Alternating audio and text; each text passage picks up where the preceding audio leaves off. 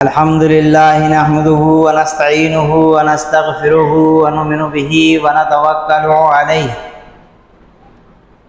ونعوذ بالله من شرور أنفسنا ومن سيئات أعمالنا من يهده الله فلا مضل له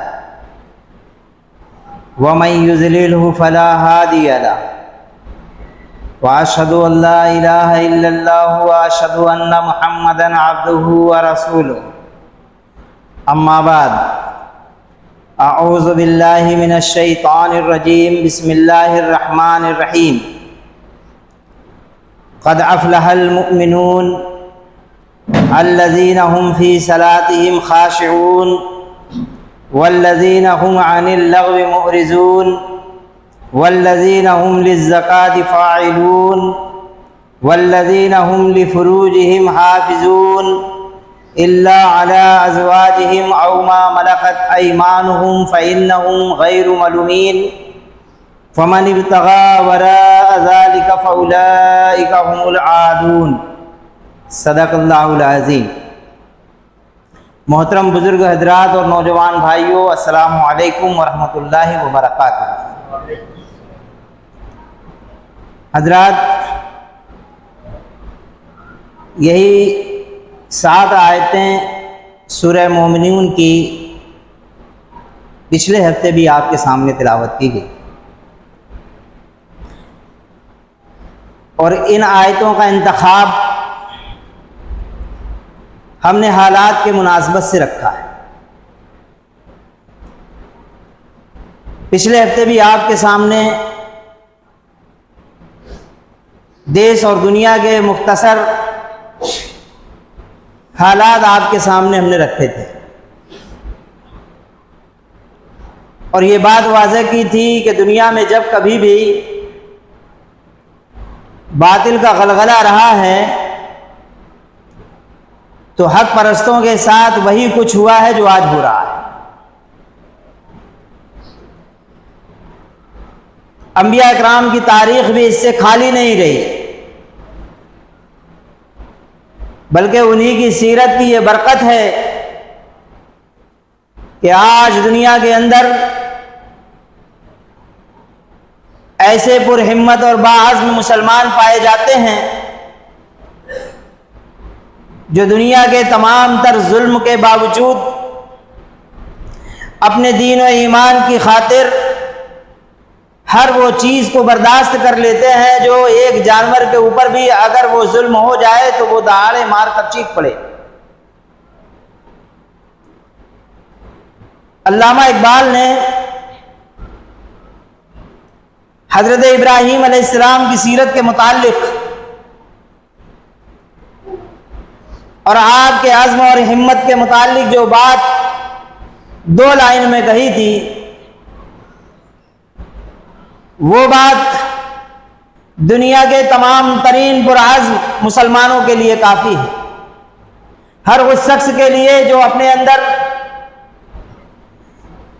اسلام کی محبت، اللہ اور اس کے رسول کی محبت اور اپنے ایمان سے محبت کا دعوے دار ہے۔ علامہ اقبال نے کہا، ہوں آتش نمرود کے شعلوں میں بھی خاموش، ہوں آتش نمرود کے شعلوں میں بھی خاموش، بندے مومن ہوں میں دانے اسپند نہیں۔ جس زمانے میں علامہ اقبال نے یہ بات کہی تھی، اس زمانے میں مسلمانوں کو یہ بات سمجھانے کے لیے کافی تھی، اور ان الفاظوں کو وہ اچھی طرح سمجھ رہے تھے، لیکن آج مسلمانوں کو نہ تو عربی سے وہ لگاؤ رہا اور نہ ہی اردو سے وہ لگاؤ رہا کہ وہ ان باتوں کو سمجھ سکے۔ یہ بات تو ہمیں مختصراً سمجھ میں آ گئی کہ حضرت ابراہیم علیہ السلام نمرود کے شعلوں میں بھی جانے کے بعد خاموش تھے، اور انہوں نے کوئی واویلا نہیں مچایا، کسی کی مدح سرائی نہیں کی، کسی طاغوت کے آگے نہیں جھکے، کوئی بھی ظلم اور کوئی بھی جبر انہیں زیر نہ کر سکا، یہاں تک کہ انہوں نے آگ کے شعلوں کو تسلیم کر لیا اور نمرود کی کسی بھی بات کو ماننے کے لیے تیار نہ ہوئے۔ یہ بات تو ہماری سمجھ میں آتی ہے،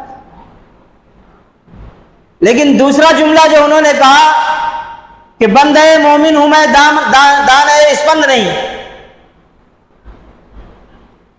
یہ بات سمجھنے سے تعلق رکھتی ہے۔ دانہ اسپند، ہمارے یہاں پر ایک دانہ ہوتا ہے چھوٹا چھوٹا سا، خسخس کے معنی، جس کو ہندی میں راجگیر کہتے ہیں۔ یہ دانہ اس قدر نازک ہوتا ہے کہ جیسے ہی اسے آنچ دکھائی جاتی ہے، ہلکی سی گرمی اسے پہنچتی ہے، وہ کڑھاوے میں ادھم مچا کر رکھ دیتا ہے، تڑا تڑ بجنے لگتا ہے اور پھول جاتا ہے، لاوا ہو جاتا ہے، شور مچا کر رکھ دیتا ہے۔ معلوم ہوتا ہے کہ اس بھنائی والے کے یہاں پر دانہ اسپند کے علاوہ کوئی اور چیز ہے ہی نہیں۔ یہ ہے دانہ اسپند کی حقیقت۔ علامہ اقبال نے اس بات کو واضح کیا کہ ایک مومن کو سیرت ابراہیم سے سبق حاصل کرنا چاہیے۔ ایک مومن کو حضرت ابراہیم علیہ السلام کی طرح خاموش رہ کر باطل کا مقابلہ کرنا چاہیے۔ اپنے اندر وہ عزم، وہ ہمت، وہ قوت، وہ استقلال حضرت ابراہیم علیہ السلام کی سیرت سے پیدا کرنا چاہیے کہ بڑا سے بڑا ظلم، بڑی سے بڑی آزمائش ہمارے پائے استقلال کے اندر کوئی حرکت نہ دیکھنے پائے، باطل گھبرا جائے۔ علامہ اقبال نے یہی بات کی کہ ہوں آتش نمرود کے شعلوں میں بھی خاموش، بندہ مومن ہوں میں، کوئی ہمیں ایک چٹکے لگا کر اپنی بات نہیں منوا سکتا، کوئی جبر اور ظلم سے ہم سے ہمارے ایمان نہیں چھین سکتا، اللہ اور اس کے رسول کی محبت ہمارے دل سے نہیں نکال سکتا۔ قرآن پاک کو جلا کر اور حضور پاک صلی اللہ علیہ وسلم کی سیرت کو گستاخانہ انداز میں پیش کر کے کوئی ہمارے دل سے ان کی محبت کے اندر کمی نہیں لا سکتا، اور ہم تمام تر ظلم کو، تمام تر مصیبتوں کو، تمام تر آزمائشوں کو اس لیے برداشت کر لیں گے کہ بندے مومن ہیں، ہم اللہ کے بندے ہیں۔ یہی بات تھی اس وقت جب مشرکین مکہ کی طرف سے وہ ظلم اور زیادتی اہل ایمان کے اوپر ہو رہی تھی، اور مشرکین یہ سمجھ رہے تھے کہ یہ ایمان لانے والے لوگ ناکام ہو گئے، انہوں نے ایمان لا کر ناکامی کا منہ دیکھا ہے۔ جب تک یہ بتوں کی خدائی کر رہے تھے اور اس کی خدائی میں مگن تھے، یہ اسی کی پوجا پدھتی کر رہے تھے، اللہ رب العالمین کی ذات، صفات، اختیارات اور حقوق میں شرک کر رہے تھے، اس وقت تک ان کی زندگیاں کیسی بہترین ترین سے گزر رہی تھی، بہترین گزر رہی تھی، اور یہ ہماری طرح خوش و خرم تھے، ان کی تجارتیں چمک رہی تھیں، ان کے کاروبار میں اضافہ ہو رہا تھا، لیکن ایمان لانے کے بعد یہ تو ناکام ہو گئے، اب تو کھدیڑے جا رہے ہیں، قدم قدم پر پٹائی ہو رہی ہے، کسی بازار میں قدم نہیں رکھ سکتے، اور اگر کہیں محنت مزدوری کر رہے ہیں تو وہاں پر انہیں مزدوری نہیں دی جائے گی، ہر طرح سے انہیں ناکامی کا منہ دیکھنا ہوگا۔ ان حالات میں اللہ تبارک و تعالیٰ نے ان آیتوں کا نزول کیا اور کہا قد افلح المومن، مومنین ہی دراصل کامیاب ترین لوگ ہیں۔ ایمان لانے کے بعد یہ لوگ خسارہ اٹھانے والے نہیں ہیں، بلکہ خسارہ اٹھانے والے تم، یہ تو کامیاب ہونے والے ہیں۔ تمہارا زاویہ نظر غلط ہے، تمہاری سوچ غلط ہے، تمہارے پیمانے غلط ہیں۔ تم جس انداز میں اس دنیا کو لے رہے ہو، اس دنیا کے متعلق جو کچھ سوچ رہے ہو، اس دنیا کو جیسا برت رہے ہو، یہ تمہاری سوچ، تمہارے خیالات سب غلط ہیں۔ قد افلح المؤمنون، مومنین تو کامیاب ترین، اور ان کی صفت یہ ہے، دیکھو وہ تمہارے معاشرے کے اندر تھے، وہی لوٹ مار ان کا بھی کام تھا، تمہاری طرح بے حیائی اور بدتمیزی میں اسی طرح وہ رہا کرتے تھے، وہ بھی تمہاری طرح بچیوں کو دفن کرنے والے اور شراب کے پینے والے تھے، جوا ان کا شوق تھا، لڑائی دنگے اور فساد وہ کھیل کے مانند کیا کرتے تھے، لیکن دیکھ لو ایمان لانے کے بعد ان کی سیرت میں کیسی تبدیلی آئی ہے۔ تمہارے اپنے معاشرے کے لوگ ہیں، تمہارے اپنے معاشرے میں رہنے والے ہیں، تمہارے ساتھ پلے اور بڑے ہیں، دیکھو یہ نماز کے ادا کرنے والے ہیں، اور ان کی نماز میں کیسا خشوع ہے کہ یہ اپنے رب العالمین کے علاوہ کسی کے آگے نہیں جھکتے، کسی اور کی اطاعت نہیں کرتے، اسی کی خشیت اپنے دل کے اندر پالتے ہیں، اسی کا ڈر لیے ہوئے جیتے اور مرتے ہیں، یہ ہے۔ اور پھر ان کی دوسری صفت کیا ہے؟ لغویات سے دور رہتے ہیں، والذین هم لفروجہم حافظون، یہ کیا کرتے ہیں؟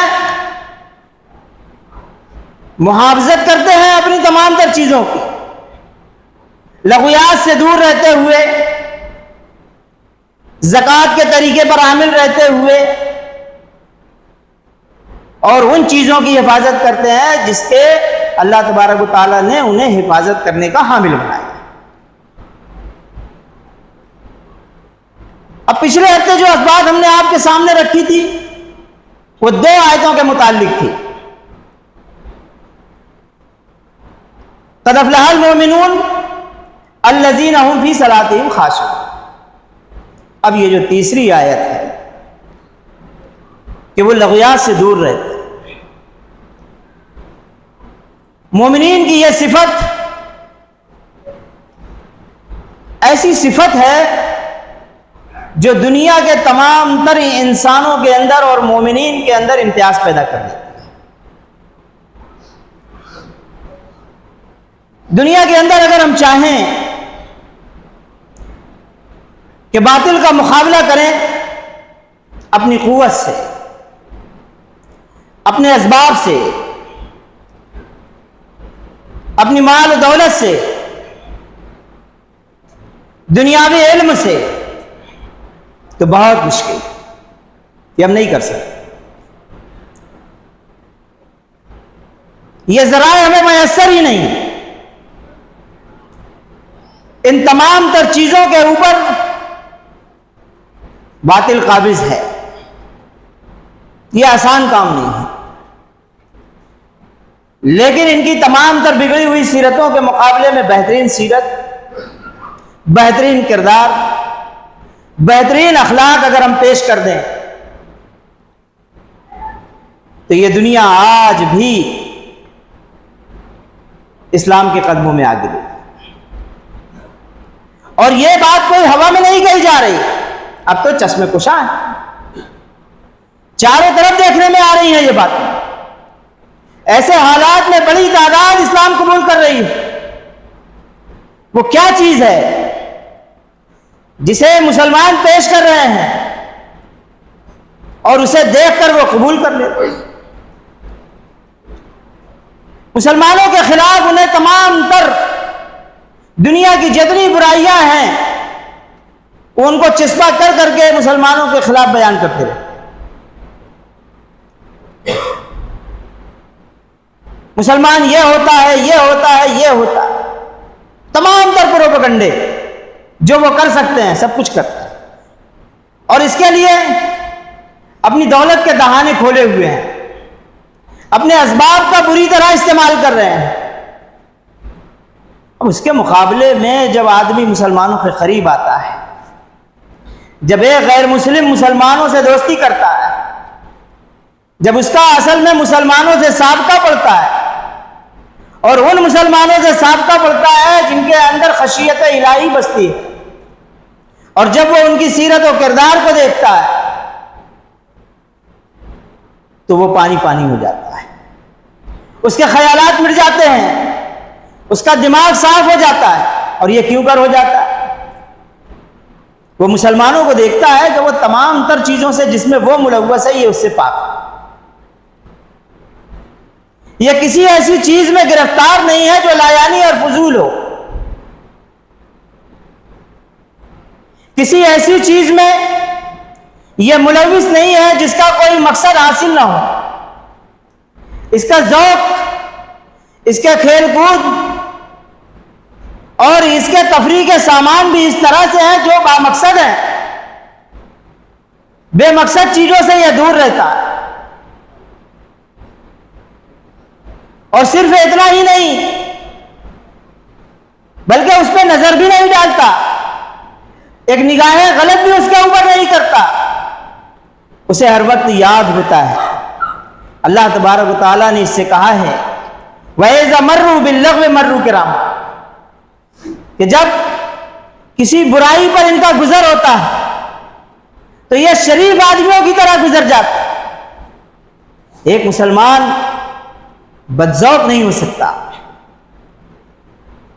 اس کا ذوق اسے مجبور کرتا ہے کہ وہ تعفن سے گھن کھائے، سران سے دور رہے، بدبو یہ برداشت نہ کرے. اسے یہ احساس ہوتا ہے بغیر مجبوری کے کسی وہ ایسی حالت پہ ایک نگاہ تک نہیں ڈالتا جو فضول اور لایانی ہے. اس میں تمام تر چیزیں آ جاتی ہیں. معاشرے کے اندر آپ نظر ڈالیں کہ ہماری قوم و ملت کے افراد، خاص طور سے نوجوان، کیسی کیسی لغویات میں پھنسا ہوا ہے، کیسی کیسی فضولیات میں پڑا ہوا ہے. اس کا بیشتر حصہ موبائل کی گندگی دیکھنے میں جاتا ہے. جو کچھ بچتا ہے ہوٹلوں میں وقت بتاتا ہے، راتوں کے وقت میں زیادہ جاگتا ہے اور ان تمام تر فضولیات کو اختیار کرتا ہے. اس نوجوان کو دیکھ کر یا ان نوجوانوں کو دیکھ کر کیا کوئی غیر مسلم اس اسلام کو پسند کرے گا؟ ان تمام تر لغویات سے مسلمان دور رہتے ہیں. کہیں اس طرح کی فضولیات ہو رہی ہے اور وہاں سے گزرنا پڑ جائے تو وہ ایک نگاہ غلط ڈالے بغیر اپنا دامن بچا کر کے کوئی چھینٹا ہمارے اوپر نہ آ جائے، نکل جائے. اس طرح لغویات سے دور رہے. وہ جانتے ہیں کہ یہ زندگی جس کا ایک وقت خاص اللہ تبارک و تعالیٰ نے طے کر رکھا ہے، یہ فضولیات میں گنوانے کے لیے نہیں ہے، بلکہ یہ ایک مقصد کے لیے ہے اور اس مقصد کو حاصل کرنا ہے اس زندگی میں. ورنہ ہم ناکام ہو جائیں گے اسی بچے کی طرح جو امتحان گاہ کے حال میں بیٹھا ہوا ہو اور اس کا پرچہ اس کے سامنے ہو لیکن وہ اسے حل نہ کر رہا ہو اور اس کو دیا گیا وقت وہ کھیل کود اور یہاں وہاں کی گپے ہانکنے میں ضائع کرتا ہے اور اس پرچے کو حل نہ کرتا. ظاہر سی بات ہے کہ ہم کہیں گے کہ یہ بچہ یقیناً فیل ہو جائے گا، ناکام ہو جائے گا، خسارہ اٹھائے گا، بربادی اس کا مقدر ہے. وہی حال تو ہمارا ہے. اگر ہم نے اپنے وقت کو ضائع کر دیا، اپنی زندگی کو برباد کر دی، فضولیات کے مشغولات میں پڑے رہے اور زندگی کے یہ لمحات انہی میں گزار دیے تو اللہ تبارک و تعالیٰ کے یہاں پر جب پوچھا جائے گا کہ ہم نے تجھے زندگی دی تھی اس کا کیا کیا، تو پھر آپ کیا جواب دیں؟ کیا جواب ہوگا آپ کے پاس؟ آپ کیا کہیں گے؟ یہی بات تو ہے، والعصر ان الانسان لفی خسر الا الذین آمنوا وعملوا الصالحات وتواصوا بالحق وتواصوا بالصبر۔ یہی بات تو کہی اللہ تبارک و تعالیٰ کہ زمانے کی قسم انسان خسارے میں ہے سوائے ان لوگوں کے جو ایمان لائے۔ اور اس سے پہلے کیا کہا اللہ تعالیٰ نے؟ والعصر، زمانے کی قسم۔ یہ زمانہ کس پر مشتمل ہے؟ زمانہ سیکنڈوں پر مشتمل ہوتا ہے، یہی سیکنڈ سے منٹ اور منٹ سے گھنٹے، گھنٹے سے دن اور دن سے ہفتے اور مہینے اور سال بنتے ہیں۔ اللہ تبارک و تعالیٰ نے کہا والعصر، زمانے کی قسم، انسان خسارے۔ جس نے اپنے سال، مہینے، ہفتے اور دن، گھنٹے اور لمحات اور سیکنڈ ضائع کیے، دراصل وہ خسارے میں۔ اب اندازہ لگاؤ، کوئی شخص اگر اپنا سرمایہ برف کے اوپر لگا دو اور وہ برف وقت رہتے فروخت نہ ہو جائے تو وہ لمحہ بلمحہ اس کے سرمایہ کو ضائع کر دے گی۔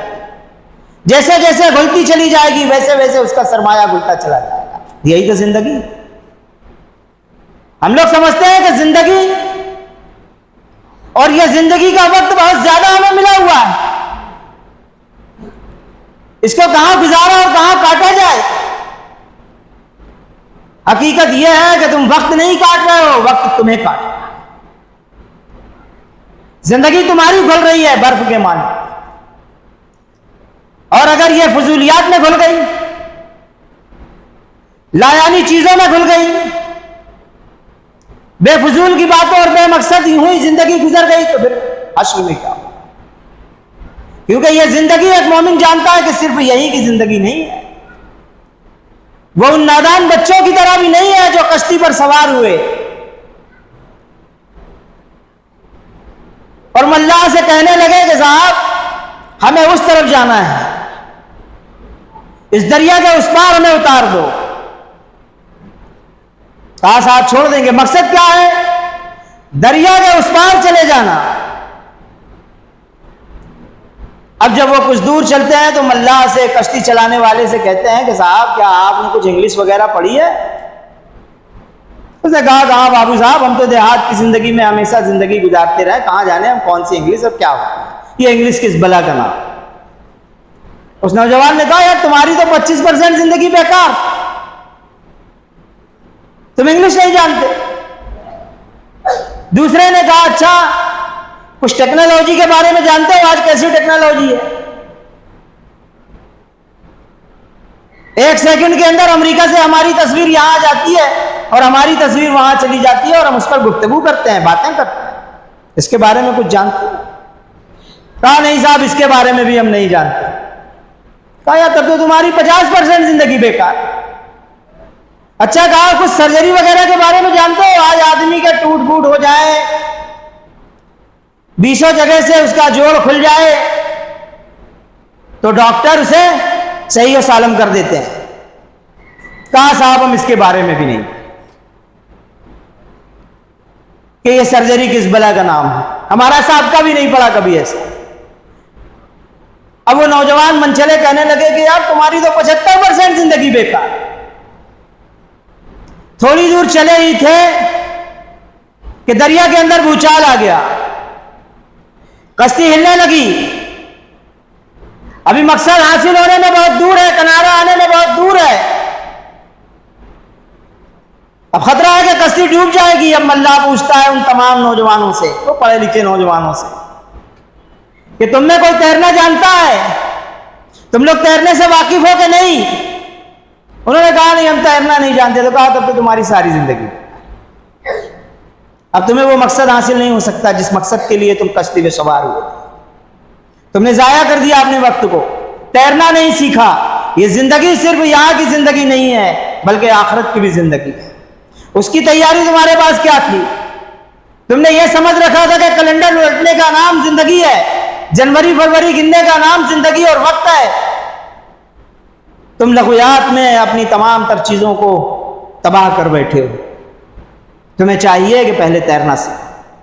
اس لیے ایک مسلمان، ایک مومن کی زندگی سب سے پہلے آخرت کی سوچ پر گامزن ہونا چاہیے، اس کا دماغ یہ بننا چاہیے کہ وہ اللہ رب العالمین کے سامنے کھڑا ہونے والا ہے، ایک روز پروردگار کے سامنے اپنا حساب و کتاب پیش کرے گا، اور یہ زندگی اسے امتحان کے لیے دی گئی ہے، ایک روز اسے اس تمام تر زندگی کے لمحہ بلمحہ حساب دینے ہوں گے، اور اللہ رب العالمین اس سے پوچھے گا اور تم نے لغویات میں یہ سارے عمل کر کے اپنے آپ کو تباہ کر لیا ہے۔ لغویات ایک شیطان کا ایسا پھینکا ہوا تیر ہے جس میں وہ اپنے گھر بیٹھے تمام تر نوجوان بچوں اور نوجوان بچیوں کو الجھا لیا۔ ہماری یہ تقریر بہت اچھی ہو سکتی، ہماری یہ تفسیر بھی بہت اچھی ہو سکتی اور آپ کو اچھی لگے گی، لیکن آپ ذرا اندازہ لگاؤ، اور لغویات میں پڑھنے والے اندازہ لگائیں، وہ نماز پڑھ کے جب باہر نکلیں اور اپنا موبائل آن کریں اور اس کے اوپر جیسے ہی انگڑائی لیتی ہوئی ایک لڑکی آئے گی، اس کو دیکھتے ہی یہ پورا درس، پوری تفسیر ہوا ہو جائے گی۔ یہ ہے وہ لغویات جس سے ہمیں دور رہنا ہے۔ اگر ان لغویات سے ہم نے اپنے نوجوانوں کو، اپنے بچوں اور بچیوں کو نہیں بچایا تو یقین جانو دنیا تو ہماری برباد ہوگی، آخرت بھی تباہ ہو جائے گی۔ اگر ہم آخرت کو بچانا چاہتے ہیں تو اپنے بچوں کے اندر ان تمام تر تفاسیر کو جو علماء اکرام نے لکھی ہے اور ان آیتوں پر گھروں کے اندر درس دینے کا سلسلہ جاری کیا جائے۔ ربنا تقبل منا انک انت السمیع العلیم وتب علینا انک انت التواب الرحیم، وآخر دعوانا ان الحمد للہ۔